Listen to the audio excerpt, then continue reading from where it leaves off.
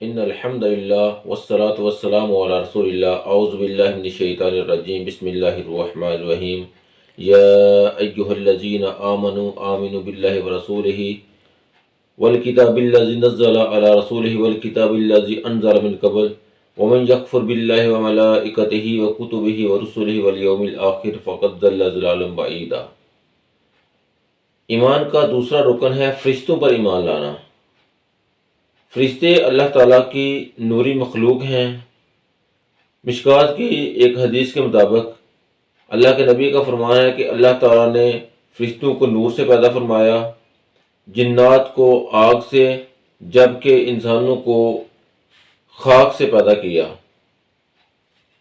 فرشتے جو ہیں وہ اللہ تعالیٰ کی مخلوق ہیں۔ مخلوق کہنے سے ہی ایک بات کی نفی ہو جاتی ہے کہ فرشتے جو ہیں ان میں الوہیت کی کوئی صفت نہیں پائی جاتی، ان کے پاس کوئی اختیارات نہیں ہیں۔ فرشتے محض اللہ تعالیٰ کے غلام ہیں، اللہ تعالیٰ کے جو حکم ہیں ان کے پابند ہیں۔ اللہ تعالیٰ ان کو جو حکم دیتے ہیں وہ اس حکم کو بجا لاتے ہیں بغیر کسی سستی اور کوتاہی کے۔ کفار مکہ جو ہیں، مشرکین مکہ، وہ فرشتوں کو اللہ تعالیٰ کی بیٹیاں کہا کرتے تھے اور ان کو پوجا کرتے تھے، ان کی عبادت کیا کرتے تھے۔ تو اللہ تعالیٰ نے ان کا جواب دیا کہ تم اللہ کے لیے تو بیٹیاں ثابت کرتے ہو جبکہ اپنے لیے تم بیٹے ثابت کرتے ہو۔ تو جو فرشتے ہیں ان پر ایمان لانا اللہ تعالیٰ کے غیب پر ایمان لانے میں شامل ہے کہ جب ہم اللہ کو بنا دیکھے اللہ پر ایمان لاتے ہیں تو اسی طرح فرشتوں پر ایمان لانا بھی ایمان کا ایک حصہ ہے، ایمان بالغیب کا ایک حصہ ہے۔ فرشتے جو ہیں وہ اللہ تعالیٰ کی مخلوق ہیں، اللہ کے حکم کے پابند ہیں، اللہ تعالیٰ کی الوہیت میں ان کا کوئی حصہ نہیں ہے، وہ علم غیب نہیں جانتے۔ تو گویا کہ وہ تمام ان میں خصوصیات جو ہیں وہ مخلوق جیسی ہیں، مخلوق کے اعتبار سے ان کی خصوصیات علیحدہ ہیں، صفات علیحدہ ہیں، لیکن ہیں وہ مخلوق، اللہ کی الوہیت میں ان کا کوئی حصہ نہیں ہے۔ اللہ تعالیٰ فرماتے ہیں کہ جو فرشتوں کے متعلق فرماتے ہیں کہ وَلَهُ مَنْ فِي السَّمَاوَاتِ وَالْأَرْضِ، کہ آسمان اور زمین میں جو کچھ بھی ہے وہ اللہ تعالیٰ کا ہے۔ وَمَنْ عِنْدَهُ لَا يَسْتَكْبِرُونَ عَنْ عِبَادَتِهِ، اور جو فرشتوں کا ذکر کرتے ہوئے اللہ فرماتے ہیں کہ جو اللہ کے پاس فرشتے ہیں وہ اللہ تعالیٰ کی عبادت کرتے ہیں اور اس عبادت میں کسی قسم کا کوئی تکبر غرور نہیں کرتے، اللہ کے سامنے وہ عاجز ہیں۔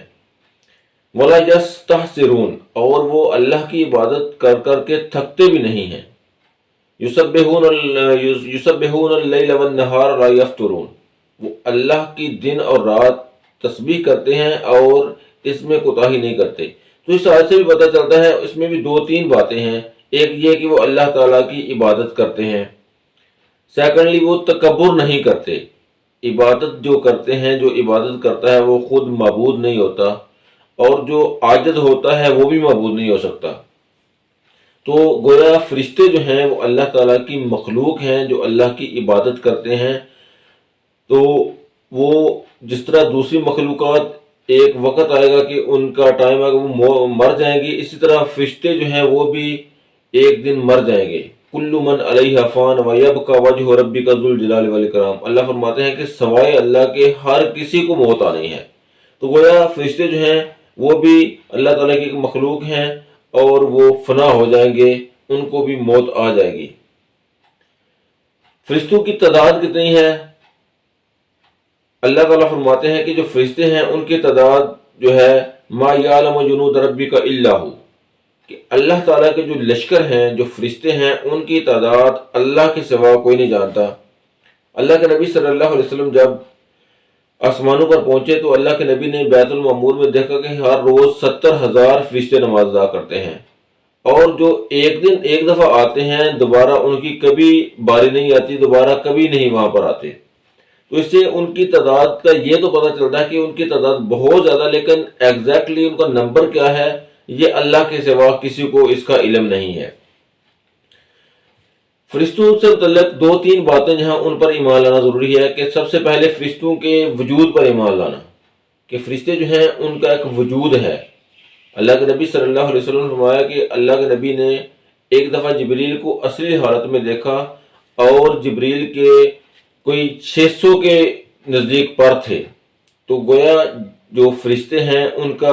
وجود بھی ہے، تو ان کے وجود پر ایمان لانا یہ بھی ایمان کا حصہ ہے۔ جو چیزیں نظر نہیں آتی، اگرچہ ہم ان کو اپنے سینسز سے پرسیو نہیں کر پاتے، ان کو دیکھ نہیں پاتے، ہمارے سینسز جو ہیں ان کو کسی طریقے سے بھی ہم ان کے متعلق نہ سوچ سکتے ہیں نہ دیکھ سکتے ہیں، لیکن چونکہ وہ اللہ کی مخلوق ہیں، ان کے وجود پر ایمان لانا جو ہے یہ بھی ایمان کا حصہ ہے۔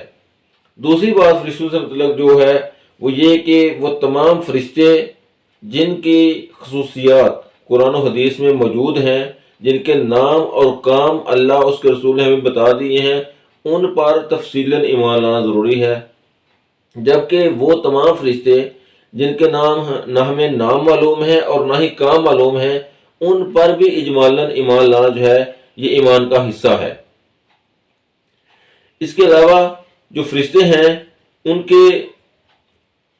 متعلق ان کی صفات جو ہیں ان پر ایمان لانا بھی ہم پر فرض ہے، یعنی کہ فرشتوں کی صفات جو ہیں وہ جو بھی ہیں، جیسے فرشتے جو ہیں وہ اللہ کی عبادت کرتے ہیں، اللہ کے سامنے تکبر نہیں کرتے، وہ عبادت میں سستی نہیں کرتے، وہ ہر وقت عبادت میں مشغول رہتے ہیں، یہ تمام جو صفات ہیں ان پر ایمان لانا جو ہے یہ بھی ایمان کا حصہ ہے، ایمان میں شامل ہے۔ اس کے علاوہ ہمیں قرآن و حدیث سے یہ بات بھی پتہ چلتی ہے کہ فرشتے جو ہیں وہ انسانی شکل بھی اختیار کر لیتے ہیں، جیسے حضرت مریم علیہ السلام کے پاس حضرت جبریل انسانی شکل میں آئے، اسی طرح حدیث جبریل کی روح سے ہمیں یہ پتہ چلتا ہے کہ اللہ کے نبی صلی اللہ علیہ وسلم کے پاس حضرت جبریل علیہ السلام انسان کی شکل میں آئے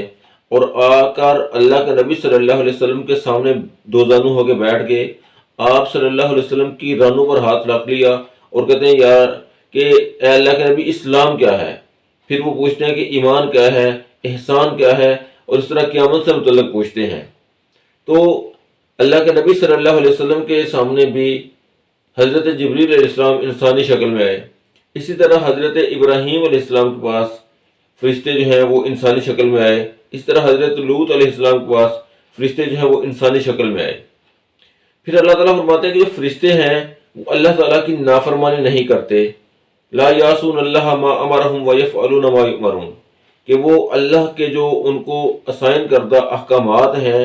ان احکامات میں کسی بات کی وہ نافرمانی نہیں کرتے، اور جو احکامات اللہ کی طرف سے ان کو دیے جاتے ہیں وہ ان احکامات کو جو ہے وہ بجا لاتے ہیں۔ تو فرشتے جو ہیں ان پر ایمان لانا فرض ہے۔ اگر کوئی بندہ فرشتوں پر ایمان نہیں لاتا تو وہ اللہ کی نازل کردہ تمام جو آسمانی کتابیں ہیں ان سب کا انکار کر دیتا ہے،